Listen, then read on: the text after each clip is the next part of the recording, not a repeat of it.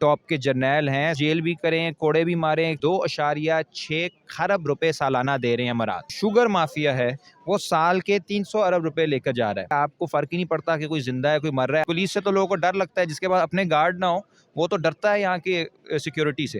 हमें बहुत से लोग आज सोशल मीडिया पे नज़र आते हैं जो कि पढ़ लिख के कोई बर्गर बेच रहा है, कोई दही बल्ले लगा रहा है। कि उनसे उनके ख्वाब छीनेंगे तो ये लावा है, कभी भी फूटेगा और फिर ये कंट्रोल नहीं होगा इनसे। इधर उसको 25,000 वाली जगह ने भी निकाल दिया, उधर वो लाखों रुपए उसे देख के वहाँ पे स्कॉलर बना रहे हैं। अस्सलाम वालेकुम, मैं हूँ आपका मेज़बान जुनैद आदिल और इस वक्त मेरे साथ मौजूद हैं स्टूडेंट के हक़ में बात करने के लिए और एक टीचर भी हैं अमार अली जान साहब। आइए आपकी इनसे मुलाकात करवाते हैं। अस्सलाम वालेकुम जी। वालेकुम सलाम। अमार साहब, मुझे ये बताइएगा कि पाकिस्तान के अंदर जो तालिब इल्म है, आपको लगता है कि जो इस्लाहात हमारी हुकूमत उनके लिए कर रही है वो बेहतर है? देखिए, इस वक्त तो कोई इस्लाहात नहीं हो रही, सिर्फ यही हुआ है कि आपने बजट कम कर दिया हायर एजुकेशन का। और जो कोविड के दौरान तबाही आई है, जिस तरह कॉलेजेस बंद हुए हैं, यूनिवर्सिटीज़ का बहरान आया है माशी, फिर फ़ीसें बढ़ी हैं, उस दौरान इतना मसला रहा है मेहनत कशों के बच्चों का। एक स्कूल को हम जानते हैं चुंगी मरसदू में, जहाँ पे 450 में से 150 बच्चों ने स्कूल छोड़ दिया गुर्बत की वजह से। लेकिन अफसोस है कि हुकूमत ने इसके बजाय कि आवाम को रिलीफ़ देती, कंस्ट्रक्शन कंपनियों को रिलीफ मिला है, फर्टिलाइज़र कंपनियों को रिलीफ मिला है, सीमेंट कंपनियों को रिलीफ मिला है, लेकिन एजुकेशन के लिए कोई पैकेज नहीं आया गया। यहाँ तक कि बच्चे जो हैं वो मुज़ाहरे किए उन्होंने, उनके ऊपर लाठी चार्ज किया गया, आंसू गैस किया गया। उन्होंने कहा हमारी फ़ीस, उनका सिर्फ डिमांड थी फ़ीसें कम कर दें, हमें एग्ज़ाम्स में थोड़ी-सी मदद कर दें, कोई एक्स्ट्रा हमें पढ़ा दें। लेकिन यहाँ पे एक ही ज़ुबान आती है हमारी हुकूमत को यूथ के साथ डील करने में, और वो है तशद्दुद की।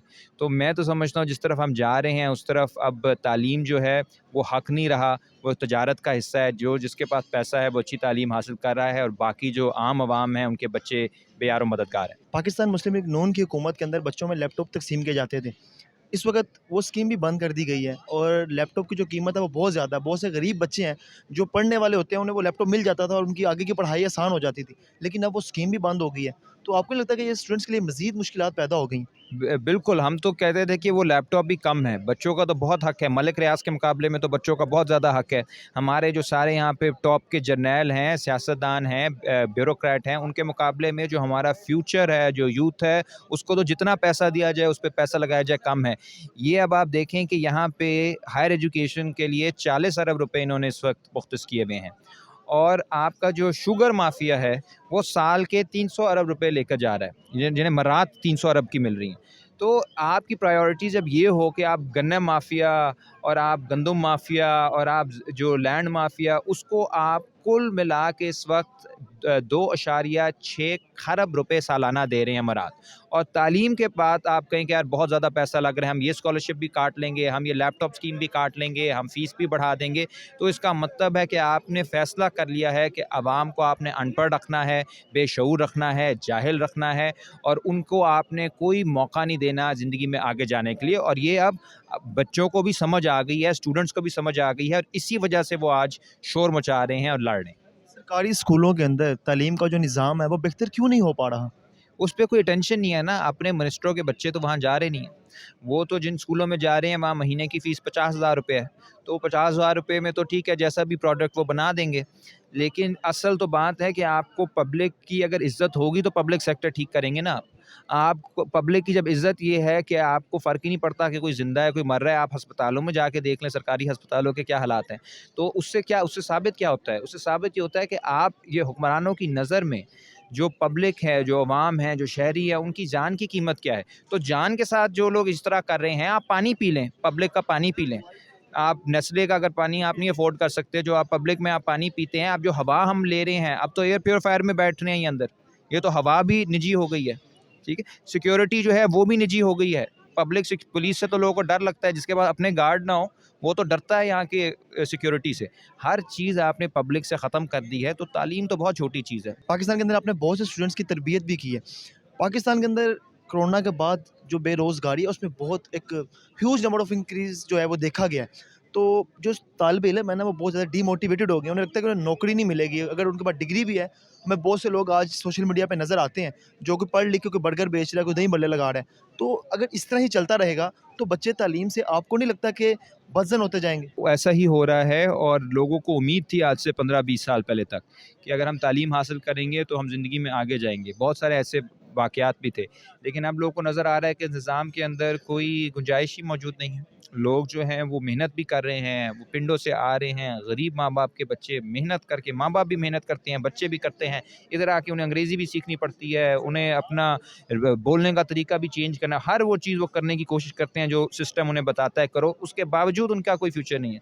तो ज़ाहिर है फिर जो गुस्सा आएगा, यही गुस्सा अरब दुनिया के अंदर अरब स्प्रिंग की वजह बना था। तो अगर आप इसी तरह लोगों की तज़लील करेंगे, गरीब बच्चों की, मेहनती बच्चों की, उनसे उनके ख्वाब छीनेंगे, तो ये लावा है, कभी भी फूटेगा और फिर ये कंट्रोल नहीं होगा इनसे। एजुकेशन के हवाले से पाकिस्तान की जो गवर्नमेंट है, उससे आप उस मेयार को बेहतर करने के लिए कोई मैसेज देना चाहेंगे? देखिए इसको इमरजेंसी बुनियादों पे आप एजुकेशन को मेरे ख्याल तरजीह दें, क्योंकि इनको सिर्फ लगता है कि एजुकेशन का कोई शायद मसला इतना है कि लोगों ने बस पढ़ना है, 4 साल में निकल जाना है, ऐसा नहीं है। आपके जो पूरा यूथ है उसका मुस्तकबिल उससे जुड़ा हुआ है, आपके माशरे का मुस्तकबिल उससे जुड़ा हुआ है। ये लॉ एंड ऑर्डर प्रॉब्लम बन जाएगी, ये मुल्क की इस्तेहकाम के लिए प्रॉब्लम बन जाएगी, ये सालमियत के लिए ख़तरा बन जाएगा जब इतने लाखों करोड़ों नौजवान, बासलाहियत नौजवान बेरोज़गार होंगे, उनमें गुस्सा होगा और उनकी कुछ सुनने वाला नहीं होगा। उस दिन से डरें, वो क़यामत का दिन होगा।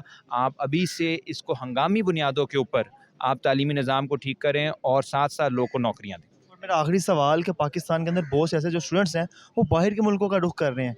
वो यहाँ से तालीम हासिल करते हैं, हायर एजुकेशन बाहर के मुल्कों में हासिल करते हैं, फिर वहीं पर जॉब करते हैं। तो आपको नहीं लगता है कि ये भी एक फैक्टर है जो पाकिस्तान की तरक्की में कमी का सबब बन रहा है?